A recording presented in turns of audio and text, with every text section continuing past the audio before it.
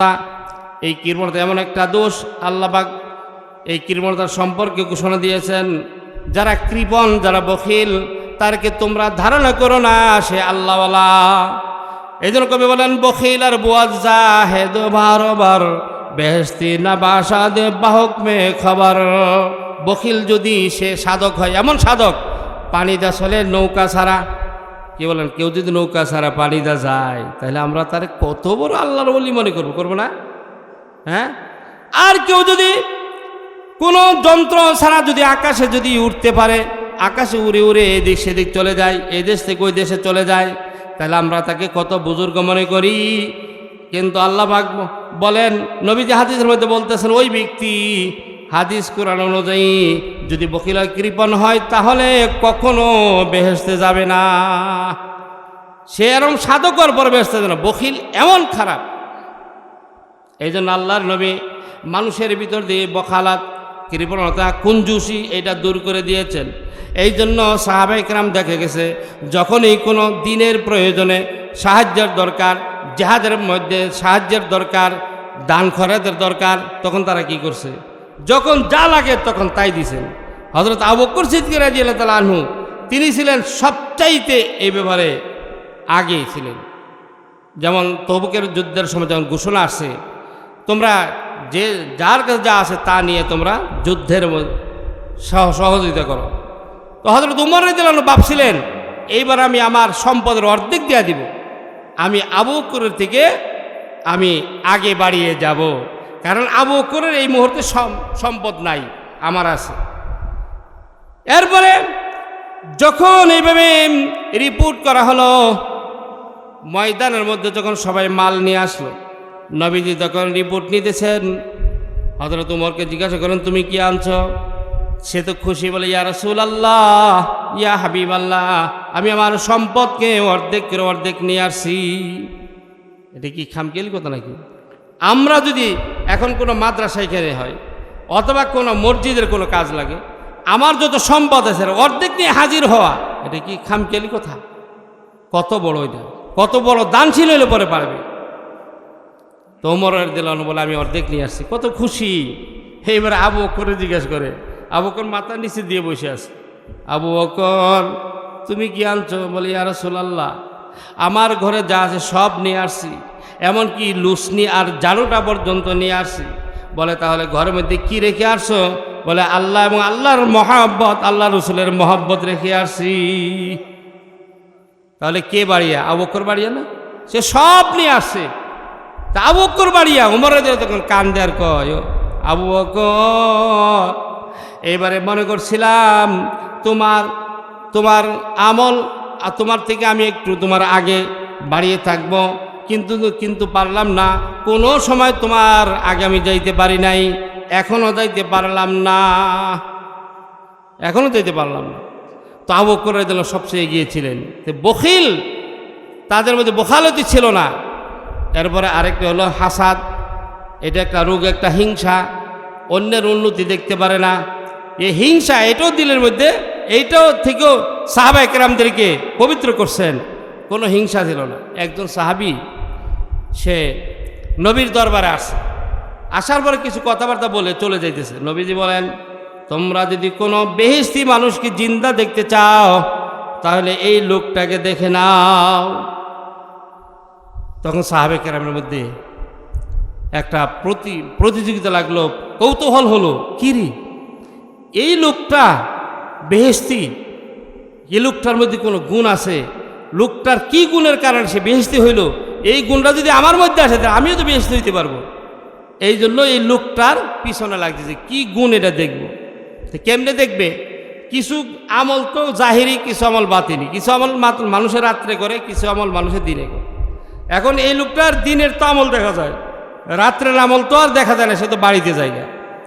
তো এক সাহাবী তার পিছনে লাগলো, বলল, ভাই, আপনার বাড়িতে আমি বেড়াইতে যাইতে চাই, আপনি কি আমাকে মেহমান হিসেবে কবুল করবেন কিনা? বলে, হ্যাঁ, মেহমানের সম্মান করা এটা তো ইমানদারের কাজ, আর মেহমানদারি করা এটা বহুত বড় নেক আমল। তো চলো ভাই। তো গেল। আসলে কি মেহমানদের খাওয়ার জন্য গেছে? আমল দেখার জন্য গেছে। তো গেছে যায় পরে দেখে কি আমল করে। তো আমল 3 দিন পর্যন্ত তার বাড়িতে থাকার পর ফিরে আসলো এবং সে বলতে লাগলো, হায়রে, তাকে নিজে তাকেই বললো যে ভাই, আল্লাহর নবী যে আপনাকে বেহেশতি বললেন, তো আমার একটু সন্দেহ লাগলো বা কৌতূহল জাগলো যে আপনার আমলগুলি আমি দেখতে হবে যে কি আমল করেন। তো ভাই 3 দিন পর্যন্ত আপনার মেহমান হইলাম, খাওয়া উদ্দেশ্য ছিল না, আপনার বাড়ি থাকা উদ্দেশ্য ছিল না, আপনার আমলকে দেখা পরীক্ষা করা ছিল উদ্দেশ্য।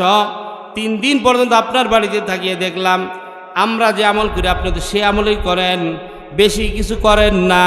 কিন্তু নবীজি তো আমাকে বেহেশতি বলল না, আপনাকে বেহেশতি বলল, তার কারণ কি?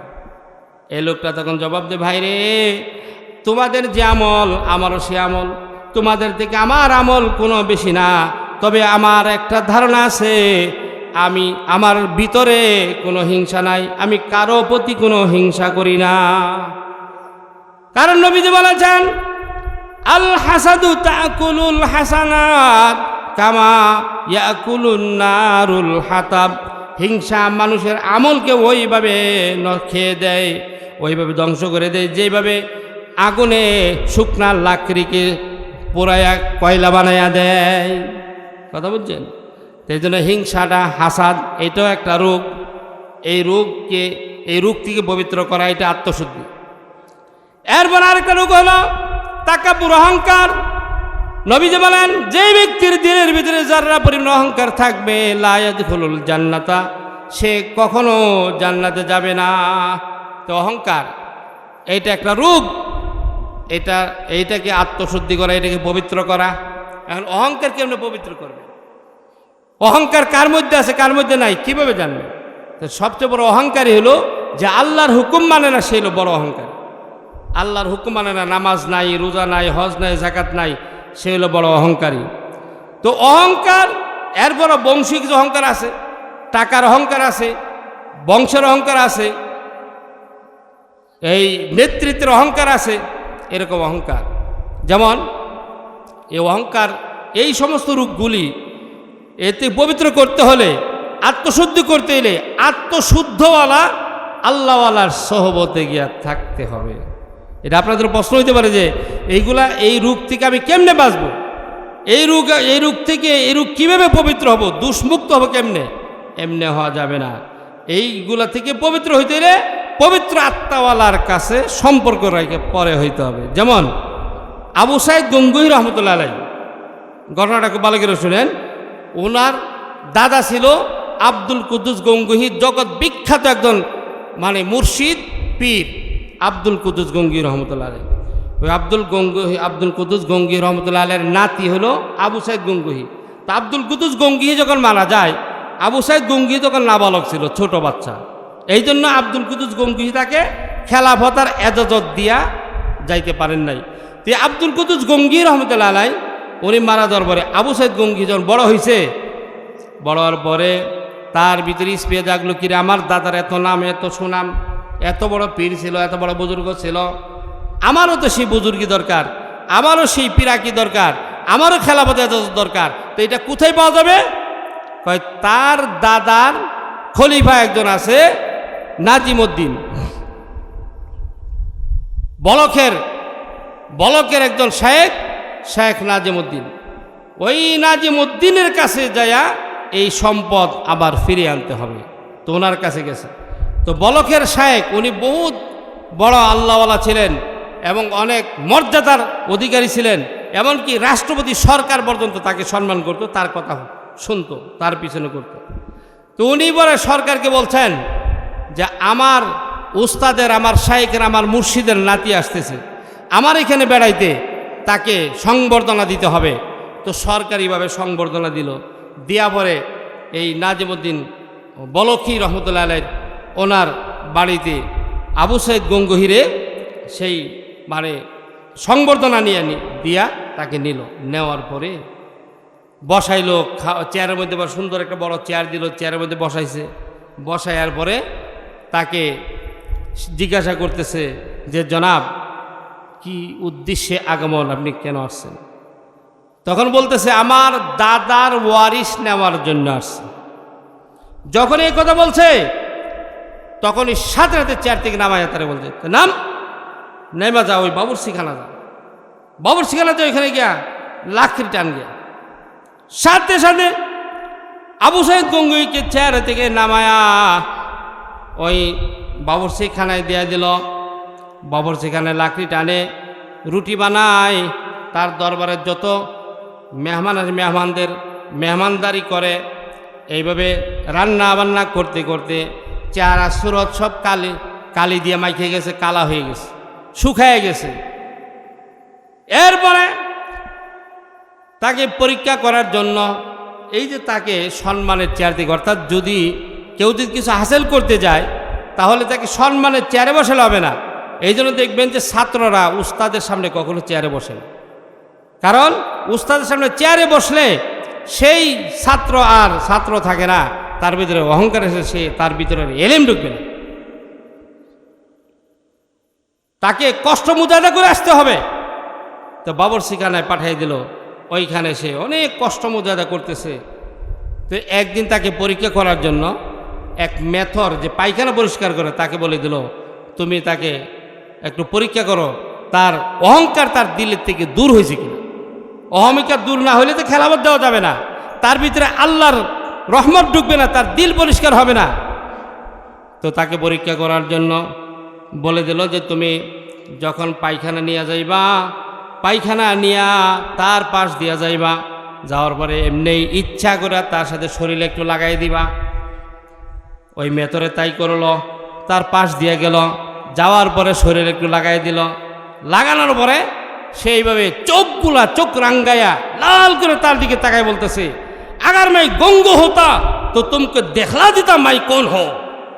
কি বলে, এটা অহংকারই না? আমরা চেনো তো অহংকার মানে আমিত্ব, আমি কে, এইটা হলো অহংকার। আমি মানুষ, যদি মানুষের পরিচয় জানো মানুষ কি, মানুষকে এমন নাপাক পানিতে তৈরি করা হয়েছে যেই নাপাক পানির কথাটা কারো কাছে বলা যায় না, এত নাপাক যেটার কথা কারো কাছে বলা যায় না। বলা যায় এমন নাপাক পানিতে তৈরি, আর মানুষ অহংকার করে। কিসের অহংকার? ওই আবু সাইদ গঙ্গুহি তখন বলল, গরম হয়ে বলল, আগার মাই গঙ্গু হতা তো তোমাকে দেখা দিত মাই কোন। এরপরে নাজিমুদ্দিন বলকির কাছে যায় বলল যে হুজুর, সে তো এটা বলছে, এখনো সময় হয়েছে, এখনো সময় হয়েছে না, আরো অনেক দূর আছে। পরে এই কাজ করতেছে আরেকদিন, আরো কয়েক মাস পরে বলে, এইবার যা পরীক্ষা করো, তুমি যাইবা তার পাশ দিয়া যায়া পরে পায়খানা লয়ে তার উপর পড়ে যাবে। এইবারে তার পাশ দিয়ে গিয়া পায়খানা লয়ে পড়ে গেছে। পড়ে গেলে পরে সে আরো পিঠে হাতাইতেছে, আরে তুমি কষ্ট পাইছ, তুমি এখানে আমি বসে থাকার কারণে তোমার রাস্তা বিঘ্নতা সৃষ্টি হয়েছে, তুমি পড়ে গেছো, আরে কষ্ট হয়েছে তোমার। এইভাবে খুব মনোনয়ন করতেছে। এখন বলল যে হ্যাঁ, এখন দিল তৈরি হয়েছে, অহংকার দূর হয়েছে। তবে এই খেলাফত আর এজাজত ধরে রাখার জন্য এতটুকু যথেষ্ট না, আরও তাকে মেহনত করতে হবে, আরও কষ্ট করতে হবে, আরও অহংকার মুক্ত হইতে হবে। তো কীভাবে হবে? এইবারে ওনার কিছু কুকুর ছিল, শিকারী কুকুর। তো বলল যে এই কুকুরগুলি নিয়ে যাইবা ওই মাঠে যায়, ওইখানে হরিণ শিকার করবে, কুকুর দিয়ে হরিণ শিকার করতো বা বনের পাখি শিকার করতো। তো তাকে বলল যে শিকার করে নিয়ে আসো। তো কুকুর খুব স্বাস্থ্যবান এবং শক্তিশালী, আর সে তো না খায় থাকতে থাকতে শুকায়া একবারে শুরু হয়ে গেছে, চিকন হয়ে গেছে, দুর্বল হয়ে গেছে। এখন কুকুরে যে দৌড় দিলে সে তার হাত থেকে ছুটে যাবে, তখন তো হুজুরে তার প্রতি রাগ করবে, এই জন্য কোমরে বাঁধছে, রশিটা কোমরে বাঁধছে। যখনই কুকুরে শিকার দেখার পর যখন দৌড় দিল, দৌড় দেওয়ার সাথে সাথে তা আবু সাইদ পড়ে গেল জমিনে। তখন তাকে ফালাইয়া জমিনে হেসরায়া কুকুর যাইতেছে। এরপর তার জমিনের তার কোমরের চর্বি এবং রক্ত মাংস বেরিয়ে আসে। এই অবস্থায় শাইখের কাছে গেছে। যাওয়ার পরে আব্দুল কুদ্দুস গঙ্গি রহমতুল্লাহ আলাই, যে তার দাদা ছিল, স্বপ্নে দেখাইছে যে হে নাজিমুদ্দিন, আমি কি তোমাকে এত কষ্ট দিয়েছিলাম, তুমি আমার নাতিটারে এত কষ্ট দিছো। পরে গিয়ে তার খেলাফত এজাজত দিছে। এই জন্য অহংকার দিলের দিয়ে কেমনে বের করতে হয়, এইভাবে শাইখের কাছে গেলে, আল্লাহর দরবারে গেলে এইভাবে সাধনা কইরা মুজাহাদা করে পরে বের করে, এরপরে গিয়ে সে তার দিল পরিষ্কার হয়, তখন গিয়ে তার কলব পরিষ্কার হইলে পরে গিয়ে সে আল্লাহরে পায়। এই জন্য আল্লাহকে পাওয়ার জন্য তাসকিয়া ইউজাক্কিহিম, আত্মশুদ্ধি করা, তার এই রোগগুলা থেকে মুক্ত করে তার দিলের ভিতরে কিছু গুণ পয়দা করে দেওয়া। এখন দিল কেন তার রোগ থেকে মুক্ত করতে হবে, কেন এই জন্য করতে হবে, দিল হইল সেন্টার, আল্লাহকে পাওয়ার সেন্টার। এহসান মানে আল্লাহকে পাওয়া, আল্লাহকে দেখা, আল্লাহর মুশাহাদা, এটার সেন্টার। যেমন আল্লাহর নবী হাদিসে কুদুসের মধ্যে বলতেছেন, আন তা'বুদুল্লাহ কাআন্নাকা তারাহু ফাইন লাম তাকুন তারাহু ফাইন্নাহু ইয়ারাক। তুমি এমনভাবে ইবাদত করো, এই যে আমরা যে ইবাদত করি, নামাজ একটা ইবাদত, কুরবানি ইবাদত, যাকাত ইবাদত, হজ করা ইবাদত, রোজা রাখা ইবাদত, এই যে ইবাদতগুলা করি, আল্লাহর নবী বলেন ইবাদত কেমনে করবা, ইবাদতের ধরন, ইবাদতের আকৃতি, ইবাদতের সুরত এমন হবে যেন তুমি আল্লাহকে দেখতেছো। এখন আমরা যে ইবাদত করি, আল্লাহকে দেখি, এমনভাবে ইবাদত করো যেন তুমি আল্লাহকে দেখতেছো। এই হলো প্রথম স্তর। যদি এই স্তর তোমার যদি অর্জন না হয়, তাহলে তার দ্বিতীয় স্তর হলো তুমি মনে করো আল্লাহ তোমাকে দেখতেছে। এই ধারণা নিয়ে তুমি ইবাদত করতে হবে। এখন এই ধারণা কখন হবে? যখন বান্দা মুরাকাবা মুশাহাদার মধ্যে যখন পৌঁছিয়া যাবে। আর মুশাহাদার মধ্যে পৌঁছার জন্য তার প্রয়োজন হলো এহসান। আর এহসান মানে হলো নির্ভেজাল ইবাদত, খাঁটি ইবাদত, যে ইবাদতের মধ্যে কোনো ভেজাল থাকে না, খাঁটি ইবাদত। আর সেই ইবাদত করতে হলে তার কলব লাগবে, ওই ইবাদত হবে কলব থেকে, দিল থেকে। আর দিল হওয়া লাগবে পবিত্র। আর দিলকে যদি পবিত্র করতে হয়, তাহলে 4টা কাজ করতে হবে। এই 4টা কাজ দিয়া আমি আজকে আপনাদের থেকে বিদায় নিব। এই 4টা কাজ নেবেন তো? এই 4টা কাজ কি? 1 নম্বর হলো তাহাজ্জুদের নামাজ। যদি কলব পরিষ্কার করতে হয় আর ইবাদতের মধ্যে যদি আল্লাহকে দেখার যদি ইচ্ছা হয়, তাহলে তার কলব পরিষ্কারের 1 নম্বর মেডিসিন, ওষুধ হলো তাহাজ্জুদের নামাজ। নবীজিকে আল্লাহ তাআলা তাহাজ্জুদের নামাজ দিলেন। আল্লাহ পাক বলেন সূরা মুজাম্মিলের মধ্যে, ইয়া আইয়ুহাল মুজাম্মিল কুমিল লাইলা ইল্লা কালিলা। নবীজি কম্বল গায়ে দিয়ে শুয়ে রয়েছে। আমরা শীতের মধ্যে কম্বল গায়ে দিয়ে ঘুমাই না, কম্বল গায়ে দেওয়া, খেতা গায়ে দিয়ে, ল্যাপ গায়ে দেওয়া। তো নবীজি কম্বল গায়ে দিয়ে শুয়ে রয়েছে। এই কম্বল গায়ে দেওয়া অবস্থায় আল্লাহ তাআলা ডাক দিছেন, হে কম্বল জড়াইয়া যে নিদ্রায় আসো, কম্বলওয়ালা উঠো, উঠিয়া আমি আল্লাহর সামনে দাঁড়ো, নামাজ পড়ো। কতটুক? অল্প কিছু নামাজ পড়ো। এরপরে আল্লাহ পাক আবার বলেন, নিসফাহু আও ইনকুস মিনহু কালিলা। অর্ধেক রাত, দেখছেন নি? অর্ধেক রাত অথবা তার চেয়ে একটু কম। আও জিদ আলাইহি ওয়ারাত্তিলিল কুরআনা তারতিলা। অথবা একটু বাড়ায়া আর কোরআন পড়ো তরতিলের সাথে। এটা কেন পড়বা? দিল পরিষ্কারের জন্য। তাহাজ্জুদের নামাজ পড়ো। তাহাজ্জুদের নামাজ পড়লে কি হবে? 3টা কারণে নবীজিকে তাহাজ্জুদের নামাজ পড়ার জন্য আল্লাহ পাক বলছেন। 1 নম্বর কারণ পরে বলতে সূরার মধ্যেই, ইন্না সানুলকি আলাইকা কাওলান সাকিলা। ওগুলো নবীজি তাহাজ্জুদ এই জন্য পড়বেন যে আপনার কাছে অচিরেই আপনার উপর আমি কোরআনের গুরুভার বিধান, আইন, কানুনের কিতাব আপনার উপর আমি নাজিল করতেছি। আপনার উপর এই যে কঠিন এবং দুঃসাধ্য কঠিন বাণী আপনার উপর আমি কোরআন অবতীর্ণ করব। আপনি যখন তাহাজ্জুদের নামাজ পড়বেন, তখন এই দুঃসাধ্য, কঠিন এবং ভারী বিধিবিধানগুলো আপনার কাছে কঠিন মনে হবে না। এই তাহাজ্জুদের নামাজের কারণে আপনার সহজ লাগবে। আচ্ছা বলুন তো, নামাজ পড়া এটা কি কঠিন না সহজ? আপনার কাছে সহজ। আল্লাহ পাক কি বলে জানেন? ওয়া ইন্নাহা লাকাবীরাতুন লা আলাল খাশিঈন। আছে না কোরআনে? নিশ্চয়ই নামাজ হলো অনেক কঠিন এবং অনেক বড়, অনেক দুঃসাধ্য ইবাদত, কিন্তু যারা আল্লাহর ভয় যাদের মধ্যে আছে, যাদের কলব পরিষ্কার, তাদের জন্যই হলো নামাজ অত্যন্ত সহজ।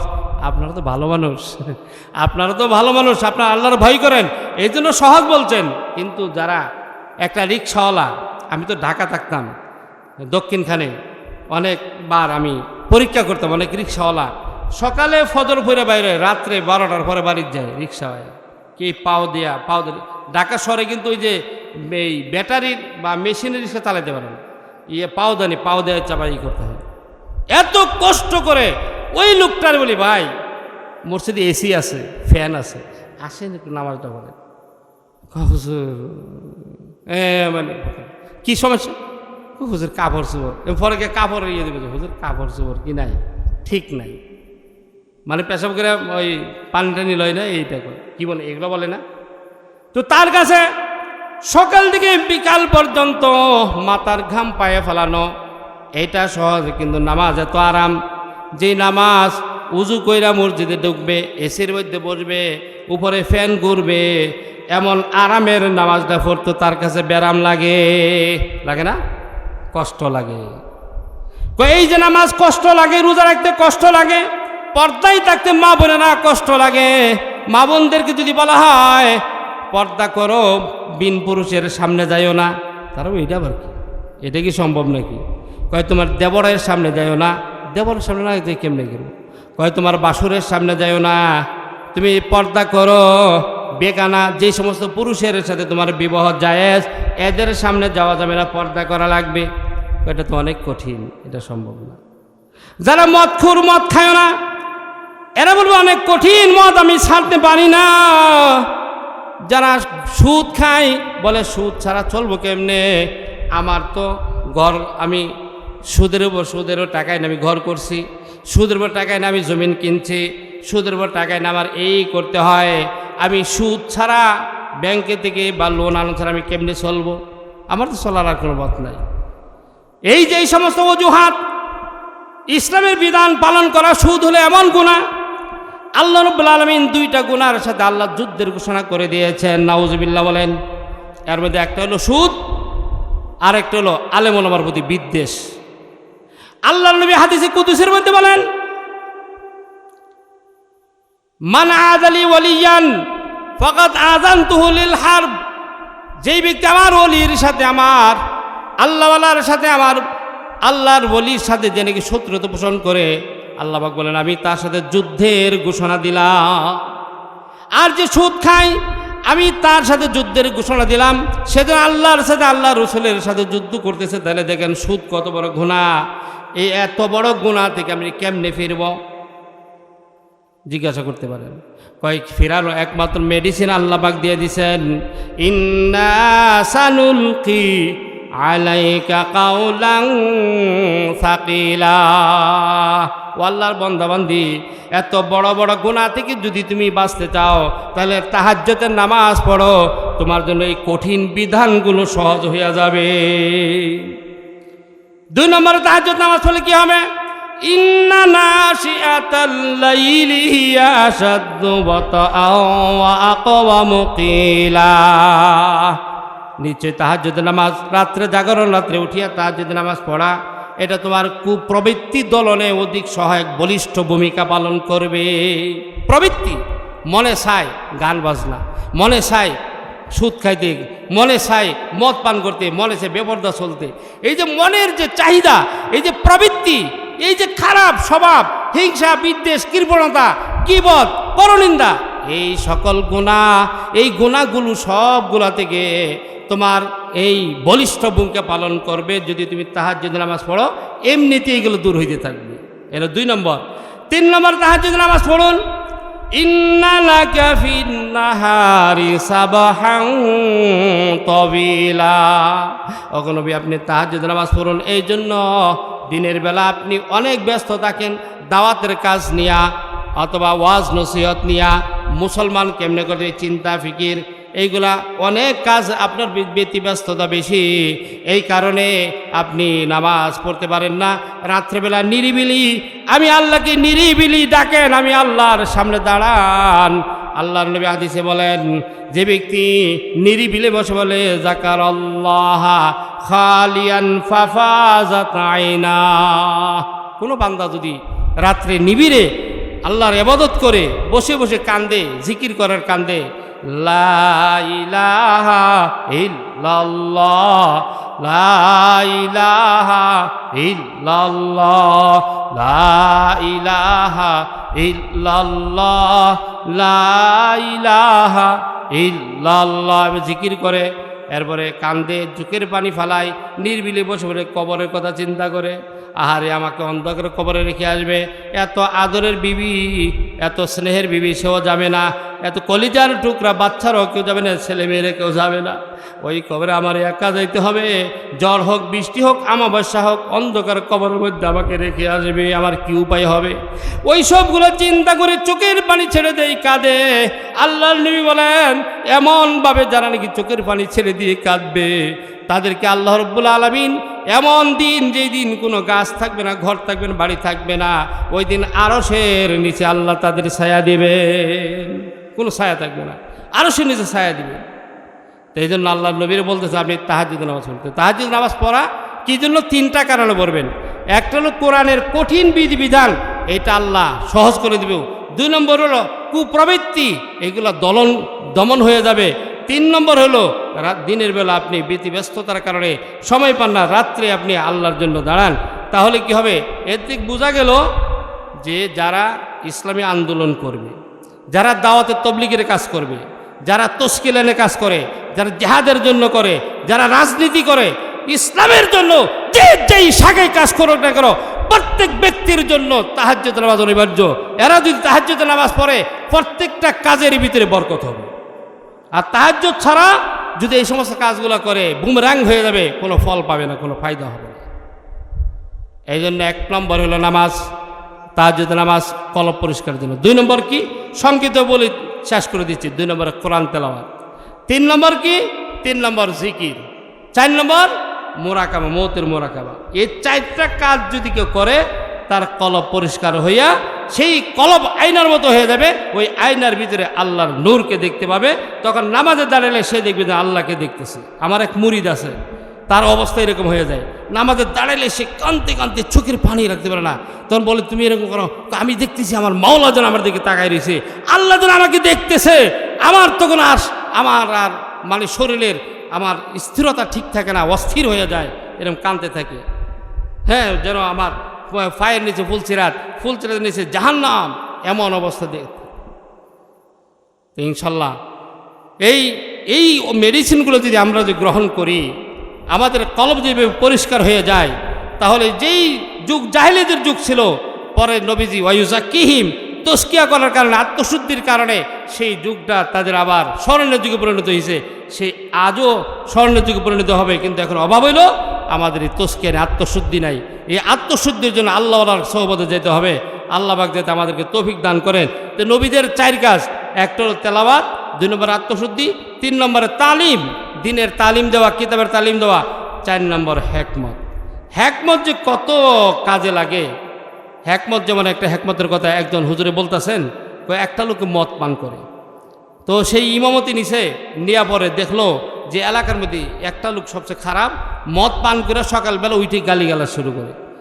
তখন দেখলো যে এই লোকটারে কীভাবে দিনের পথ আনা যায়, তো হেকমত নিছে। এই লোকটা যদি যায় বলে নামাজ পড়ো, তো মাইর দিব, নামাজ তো পড়বেই না।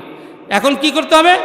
তো এই লোকটা দেখলো সকালে মদ পান করে পরে নাস্তা করে এক হোটেলে, তখন এই হোটেলে যায় সে হুজুরে বসতো, বৈশা পরে সে যখন চলে যায় এই সময় বিলটা হুজুরে দিয়ে দিত। এরকম কয়দিন দেওয়ার পরে লোকটা জিজ্ঞাসা করে, হুজুর আপনি বিল দেন কেন? ও আপনাকে অনেক ভালো লাগে। তো হুজুর আমাকে কি ভালোবাসা? আমার তো কিচ্ছু না, আমি তো খুব খারাপ মানুষ, আমাকে ভালোবাসা? না, আমার ভালো লাগে। এরপরে আবার এইভাবে দিতেছে। পরে একদিন বলে, হুজুর আসলে আপনি ভালোবাসেন? কেন ভালোবাসেন? আমি ভালোবাসি যদি আপনি একটু নামাজি হয়ে যেতেন, যদি মসজিদে একটু আসতেন। হুজুর ইনশাল্লাহ কালকে থেকে মসজিদে আসবেন। এরপরে মসজিদে আসলো, নামাজি হইল। এরপরে হুজুর যা বলে তাই। হুজুর বলছে 3 দিনে লেগে যান। 3 দিনে লেগে গেল। এরপর চিল্লা গেল। এখন মদ পান করা ছেড়ে দিয়া পাক্কা নামাজি